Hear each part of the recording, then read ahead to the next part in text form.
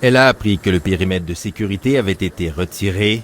Alors, Olga Khalodnaya s'est approchée en silence du Bataclan avec son violon et elle a joué.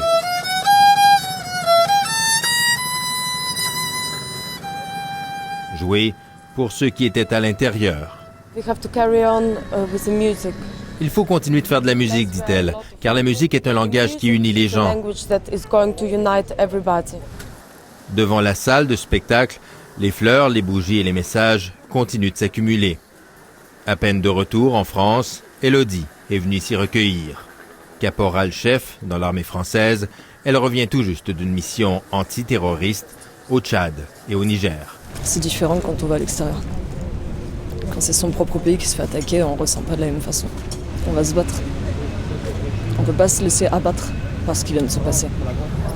Ne pas se laisser abattre, c'est pour cela que le Café des Anges a rouvert ses portes. Mais l'ambiance ici n'est pas à la fête. Et pour cause, vendredi soir, Ouda Sadi, une serveuse ici, fêtait son 35e anniversaire. Elle avait invité sa sœur, Halima, ses collègues, ses amis, à célébrer l'événement au bar La Belle Équipe.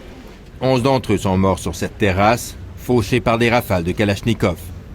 Lacry, Guillaume, Romain, Micheli sont des noms qui résonnent ici, cruellement absents et pourtant tellement présents.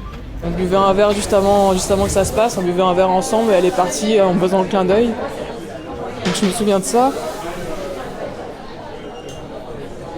Comme tous ici, Morgane Marel essaie de se concentrer sur son travail, mais certaines questions reviennent sans cesse. Je me demande s'ils ont souffert, si ça a été radical, s'ils ont eu peur, s'ils ont eu le temps d'avoir peur, s'ils ont eu le temps de comprendre ce qui leur arrivait. On se demande forcément ça, parce que j'essaie de m'imaginer la scène, savoir comment ça s'est passé. En réaction aux attentats, un mot-clic est devenu viral sur Internet. Tous au bistrot. Un mot d'ordre, s'asseoir à la terrasse d'un café pour résister, pour ne pas se laisser intimider. Ici Jean-François Bélanger, Radio-Canada, Paris.